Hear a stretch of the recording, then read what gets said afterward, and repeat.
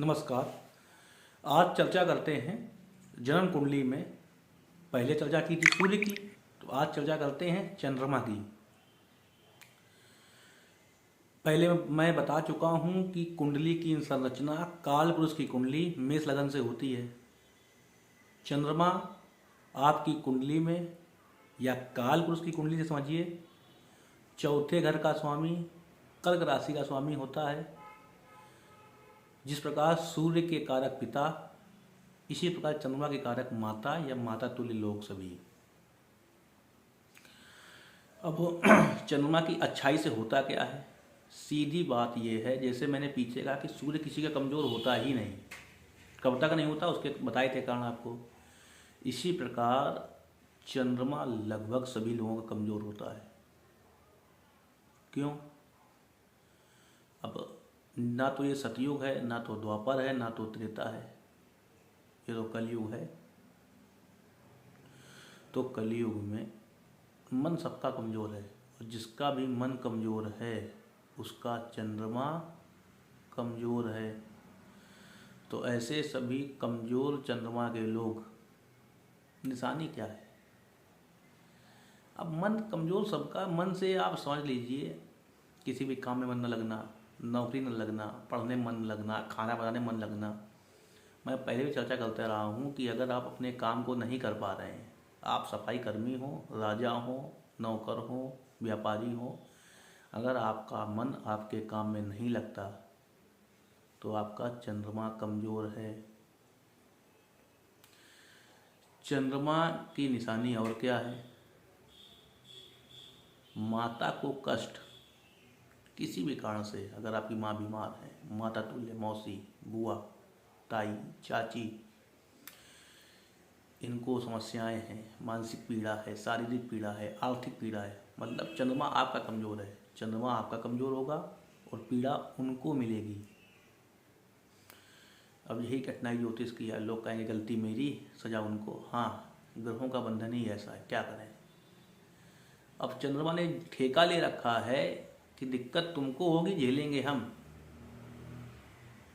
जिस प्रकार बच्चे को दिक्कत होने पर माँ को कष्ट होता है, उसी प्रकार चंद्रमा आपका कमज़ोर होगा, कष्ट आपकी माँ, मौसी, चाची, ताई को मिलेगा।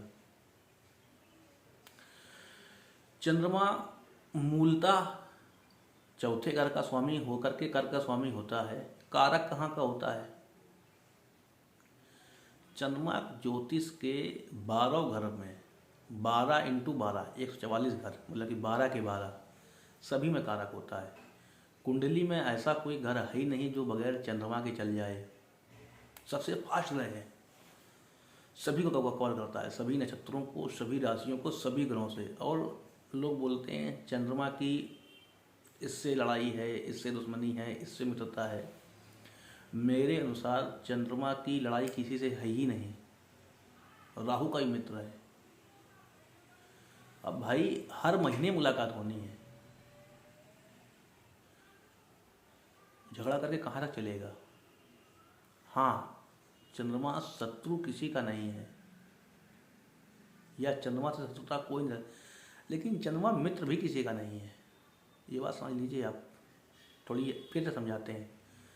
चंद्रमा का शत्रु ग्रह कोई भी नहीं है, लेकिन चंद्रमा का मित्र ग्रह भी कोई नहीं है। अगर चंद्रमा सूर्य के साथ है और चंद्रमा कमज़ोर हुआ तो सूर्य को कमज़ोर करेगा। बुध के साथ है, बुध कमज़ोर हुआ, बुध को कमज़ोर करेगा। चंद्रमा का एक फंडा बहुत अच्छा है, वो कमज़ोर ग्रह को और कमज़ोर करता है।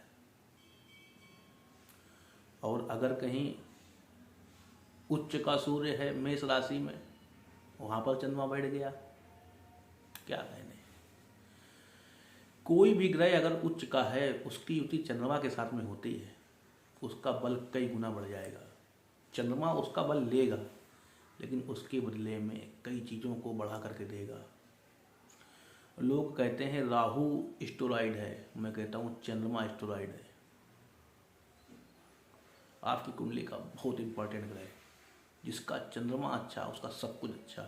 मन के हारे हार है, मन के जीते जीत। और मन जीतना किसी परमहंस का काम होगा, हमारे और आपके बस का तो है नहीं। उपाय उपाय केवल भगवान शिव की पूजा।